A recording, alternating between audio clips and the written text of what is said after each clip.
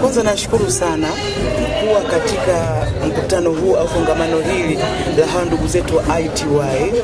Kwanza wamejiandaa vizuri sana, lakini pia katika mazungumzo yale malengo yao kwa kweli ni malengo ambayo yanaendana na malengo ya maendeleo endelevu ya sasa. Kwenye swala zima la kiuchumi, kwa swala zima la kupambana na ukatili na mambo mengine. Ukiangalia kwamba kwenye swala la kupingana na ukatili liko kwenye maendeleo endelevu namba 5. Hiyo iko katika level kabisa ya kimataifa. Lakini pia kwenye swala zima la kujikwamua kiuchumi, kwa ina maana kwamba mtu akijikwamua kiuchumi atakuwa anafanya zile kazi zenye staha. Na yote hayo kwenye maendeleo endelevu. Kwa ninachoweza kusema ni kwamba naendelea kuwapongeza sana hii taasisi ya ITY, na bahati nzuri mimi nimekuwa ni mlezi wao. Na bahati nzuri mimi ni mwanaharakati wa haki za wanawake na watoto. Kwa hiyo ninaamini tutashirikiana sana, lakini aliyekuwa na wazo au na ndoto ile ya kuanzisha ITY, naomba niendelee kumtia moyo. Kwa kweli nimefanya jambo zuri sana, ni kwa ajili ya ustawi hasa wa wanawake, lakini pia familia zao, lakini pia kwa nchi kwa ujumla. Mama, hapo awali mwanamke alikuwa akionekana ni dhaifu, hasa kushika nyadhifa za juu za kuongoza. Tunaelekea uchaguzi mama, rai yako yoyote kwa wanawake? Rai yangu kama nilivyosema kwamba wanawake wajitokeze kwa wingi kugombea nafasi mbalimbali na ofisi za udiwani wa kata, nafasi za ubunge wa majimbo. Kwa sababu nilivyosema kwamba tunataka 20-30 tufike 50 kwa 50. Sasa tunapotaka kusema kwamba tuingie kwenye nyadhifa zozote, kwamba kwenye masuala ya uongozi, kwenye kazi za maamuzi na mengineo, kwanza tuingie kwenye kugombea zile nafasi. Tukiingia katika kugombea nafasi, kwa hiyo ina maana kwamba ajenda ya wanawake itakuwa mbele. Kwa hiyo ikiwa ajenda ya wanawake tutaizungumza, ina maana kwamba wanawake tuendelea kujikomboa pamoja na mila na desturi zile ambazo zilikuwa zikituta nyuma, lakini sasa hivi tunaona kabisa kuna maendeleo makubwa, na mwisho wa siku wanawake tutatawala dunia. ITY Tanzania ni kifupi cha jina la taasisi inayotambulika kama Itambue Thamani Yako Mwanamke. Taasisi hii ilianzishwa miaka 8 iliyopita na mwanamama aitwaye Yemo Abraham, ni Mtanzania anayeishi nchini Sweden.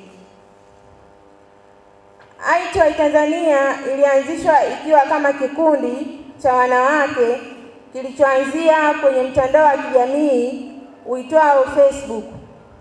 Huko wanawake wengi walijiunga, ikiwa ni grupu la maongezi, simulizi, ushauri kwa masuala ya usuyo mwanamke. Lakini baada ya kuona mwitikio mkubwa wa wanawake kutaka kujikwamua kifikra, uchumi na changamoto mbalimbali, ndipo ITY ikaamua kuwa taasisi kuwezesha wanawake na watoto. Kauli mbiu ya taasisi yetu ni mwanamke jipende, jitunze na jiamini. Tunaomba uwe mlezi wa kikundi chetu. Ongeza makofi ya kutosha. 2. Taasisi au kikundi chetu kina uhitaji wa kupata ofisi, kwani hatuna ofisi ya kufanyia shughuli zetu. Tunazifanya shughuli zetu kwa kupitia groups za WhatsApp. Hivyo tuna imani kwako mama yetu na kiongozi mahiri, usiye na ubaguzi, unayegusa kila mahali. Nasi tunatumaini kubwa juu ya ombi letu, utatuwezesha na kutushika mkono ili kufanikisha tuweze kupata ofisi. 3. Kutusaidia kutushika mkono pale ambapo tunahitaji kutoa msaada kwa ajili ya kuwasaidia wahitaji. 4. Kutuunganisha katika makundi mengine yanayotoa huduma kwa jamii, ikiwa pamoja na kututambua. Asante, mimi ni mmoja kati ya waalikwa, naitwa ASP Krista Yasinta Kayombo, mkuu wa dawati la jinsia na watoto polisi mkoa wa Dodoma.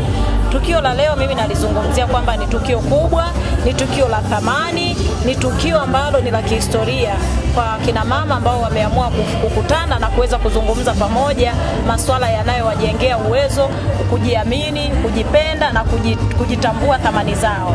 Na mimi kama mkuu wa dawati la jinsia na watoto mkoa wa Dodoma ninasema kuelekea kipindi cha uchaguzi na kampeni na vitu kama hivyo vya kisiasa, wanawake wasijinyanyapae, wasijiweke nyonyoma, wasijinyongonyeze wakaingia hofu na mashaka katika kugombea nafasi mbalimbali, labda kwa sababu ya vitisho vinavyosababishwa na vitisho vya ukatili, kwamba labda nikigombea nitatukanwa matusi, nikigombea nitapigwa, nikigombea mume wangu atanikataza. La hasha, ziko sheria, kanuni, taratibu na miongozo. Wanawake wagombee, sisi tuko nyuma yao kwenye nafasi mbalimbali, kwenye vyama mbalimbali.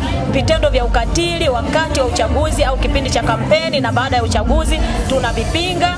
Tunataka mwanamke aendelee kuwa salama, aendelee kuwa na amani katika mikono yetu kama maafisa wa dawati la jinsia na watoto.